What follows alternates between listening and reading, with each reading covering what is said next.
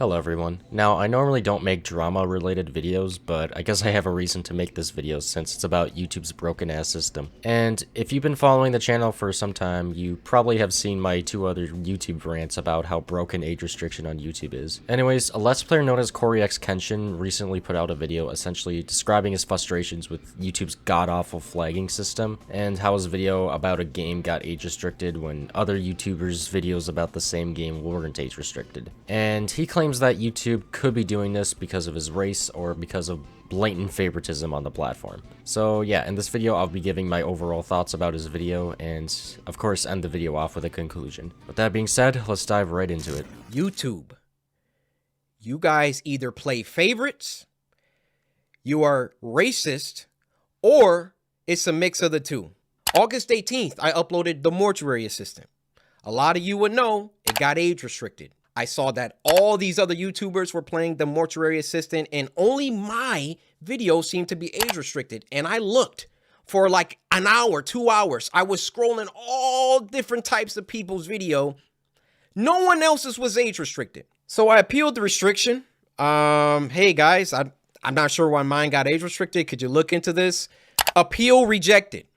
They doubled down. The policy team said, no, Cory, your video is restricted for good reason. We're not going to tell you why, but it's restricted. That's our final decision. Alright, so as I just explained, Cory's video was age restricted when other YouTubers' videos about the same game he was playing weren't age restricted. And when he appealed the age restriction, it was denied. Now, I know YouTube emails are pretty much automated, but the thing that I find ironic about that is that they claim that they did it because it's their job to make YouTube a safe place. Right off the bat, this is a lie, because as Favoritism explained in my last video, there have been autopsy videos that have not been age restricted whatsoever. Of course, that probably isn't the case now, but the fact that it took them that long to actually age restrict it in the first place is just ridiculous. I can go on and on, but let's just continue with Cory's video for now. I get with my YouTube rep. I sent him an email. Hey, could you look at this? This is some weird stuff going on. Only my video got age restricted. My YouTube rep, who isn't on the policy team, he looked at my video and he said, hey, it could possibly be this part at the end where the woman was battling some depression. So I looked at that part. The first thing I did was try to find other YouTubers who had that part, or at least a part similar. Now, Markiplier, I don't know if you'll ever see this, but I just want you to know I have a lot of respect for you, and I didn't mean to drag you into the middle of this. Your channel just happens to be a great reference point because A, you're a really big YouTuber, and B, you're not black. So I can look at your channel, and then I can look at my channel or look at anyone else's channel and make sure that the things and the games that you play, that they're enforcing the rules equally to everybody. So I go to Markiplier's Mortuary Assistant Part 3, and he had the same situation going on, and his video wasn't age restricted. So I send the video to my YouTube rep. I say, hey, Markiplier has this situation in his video, but his isn't age restricted. Could you send that to the policy team and see what they say about that? He said, wow, Cory, that's some astute detective work. Let me send this to them and see what they say. And they removed my age restriction. They took it off after they already rejected my appeal. I sent them the clip of Markiplier's video that has the same thing, and they removed it. So Cory contacted his representative to talk to YouTube to get his video unage restricted, and they did, only because Cory showed the team Markiplier's video and decided, since Markiplier's video isn't age restricted, maybe Cory's shouldn't be. and lo and behold, his video was no longer age restricted. I'm sorry, but the fact that people have to rely on others just to verify that their video isn't 18 plus worthy, it's just complete horseshit. There's literally no reason to use any other average Joe's video as a reference, YouTube. Your job is to review Cory's video, not Markiplier's. Why did they just look at Mark's video and unage restrict Cory's video right after they rejected his appeal? Do they really hate Cory that much? Well, let's continue. I've been feeling like this for a long time. I've been feeling like every single time that I come back to YouTube, I'm #1 trending for a few days, and then they find some arbitrary issue. They nitpick and they try and find something that they can incriminate me for and try to push me down. You don't believe me? What happened the last time I came back and I was #1 trending for like a week? They copyright struck me for a video that was in 2019 or something like that. So, Cory mentions how he got a strike on his video from 2019 for no reason at all, right after he came back to the platform and when he was on the trending tab. So sadly, this isn't the first time YouTube completely fucked not only him over, but his potential for more clicks and views on this video over. I'm gonna be honest, Cory is probably the only YouTuber with the size he has to go through this, because when have you ever heard of a YouTuber getting striked as soon as the video starts doing numbers after they come back from a long hiatus? And this is why Cory believes that it's favoritism or straight up racism that goes through the minds of these people over at YouTube. But I want to leave you all with one final message. YouTube succeeds only if you, our creators, succeed. Well, not for Cory apparently, because by the looks of it, it seems that YouTube doesn't want Cory to succeed. If they actually sabotage Cory's videos just because of his race or just because they don't like him, then it's literally going against YouTube's own CEO's words, which is saying quite a lot. Why don't these issues ever crop up when I'm not uploading? I mean, I'm not on YouTube like 9 months out of the year. Nothing ever happens until I come back and I start uploading again and I'm getting my numbers, they're climbing, they're exploding, I'm #1 trending, and then they're like, hey, we need to stop him. We need to, this black man, he's getting too many views, he's getting too much exposure, too much activity. Another day, another 2 days go by, and what do you know? They re-age restricted the video. I go to Markiplier's video now, and now his video is age restricted. They got caught with their pants down. They got called out, and then they had to go back and say, oh, whoa, okay, we see the narrative that he's kind of pushing here. We need to take some steps back. We need to just age restrict them both and be done with it. You thought that I wasn't gonna like talk about this, make a video about it? You realize how bad this looks for you, YouTube.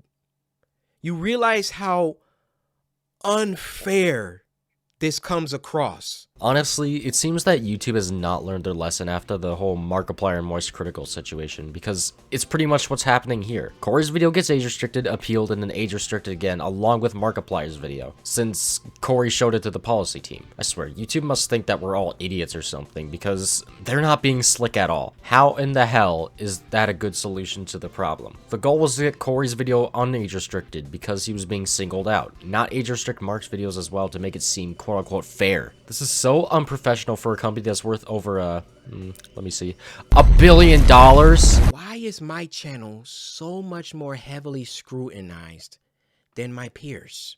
Especially so when I've been #1 trending multiple days in a row, which I've done multiple times. And every single time I start to get an uptick in traction, an uptick in activity, here comes YouTube coming through. Hey,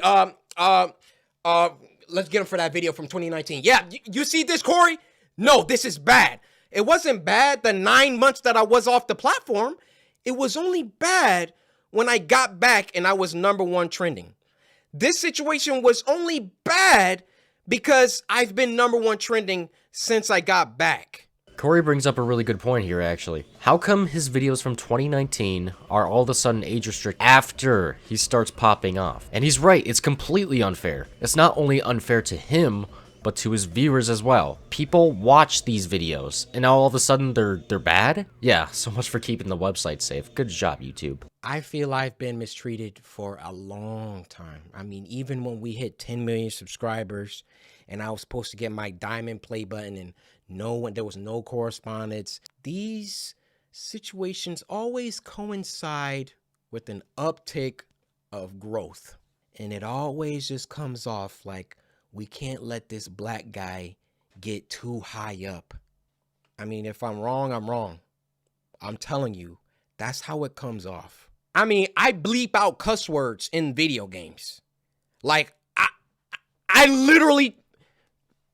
This is the YouTuber that you want to have smoke with and have problems with. I believe there is some racism involved within the policy team, and YouTube in general really doesn't care about black people like that. In this clip, Cory looks back on how unfairly YouTube has treated him even before he hit 10 million, saying how they've been giving white creators better treatment. Honestly, I believe him 100% that there is some favoritism or even racism going on, because he mentions how the problems he usually has arises whenever he gets onto the trending tab, or when his channel is just popping off in general. And keep in mind that Cory is a lot more advertiser friendly compared to a lot of other white creators out there, or any creator to be exact. I don't know about you, but there's literally no explanation or excuse for YouTube to treat Cory this way. There are literal pieces of scum on the platform that they don't focus on, but they gotta focus on the black YouTuber because they don't like him for some reason. He's getting popular. We can't let that happen. And it's just dumb. They got their favorite creators. You know, log out of YouTube. Log out and go to YouTube. You'll see the people on the front page every single day. You'll see the favorites. Count how many are black, count how many are of people of color. So then what does YouTube try and do? They try and peddle YouTube black. They try and give us a spotlight. And do you know how condescending and patronizing that is?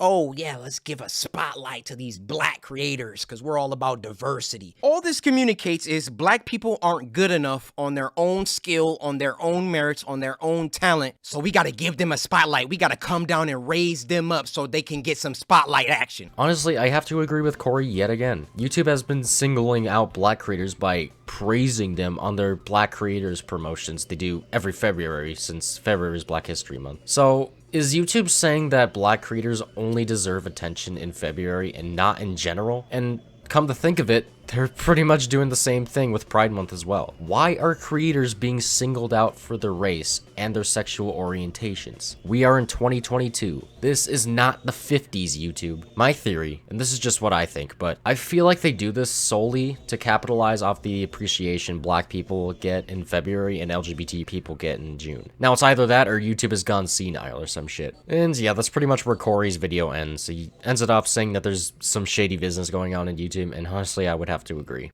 As one of the biggest black creators on the platform, I want you to hear it from my mouth that there is some shady business going on behind the scenes at YouTube. Now, honestly, there has been a lot of shady business going on with YouTube throughout the years, and this isn't the only situation. And I'm sure you guys can name a few controversies that got YouTube under fire. In conclusion, guys, YouTube cannot learn from their mistakes at all, and they do not care for their creators enough. Them saying that their goal is to keep the website safe is a complete lie. They don't want to see their creators succeed, only if they don't like those particular creators. It seems that with every passing year, YouTube just gets worse and worse, and they think that what they're doing isn't hurting creators. Well, newsflash, sister, it is hurting us. Now, obviously, I'm not black myself, but if YouTube just so happens to not like me, then they can sabotage my hard work, and that shit is terrifying to think about, in my opinion. Ever since the first adpocalypse, YouTube just has not been the same. Back then, their goal was to see people succeed, just like what Susan said. But now they just want to capitalize off of Black History Month and Pride Month and just make as much money as possible. Now, Cory, if you're watching this, which I highly doubt it, but if you are, I apologize on behalf of the white people for